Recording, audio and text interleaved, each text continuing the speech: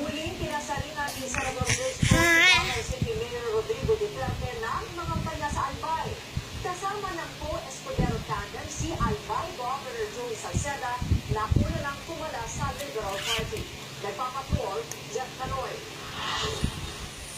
Matapos maglabas ng alit kahapon, inaina naman ni Senador Grace Poe ang karibangan ng City Mayor Rodrigo Duterte ng mga pasaring na sinipinit ng silid sa Bicol Region. Piliin natin kung sino makakaahon sa atin sa kahirapan, pero hindi bala ang sagot sa ating problema.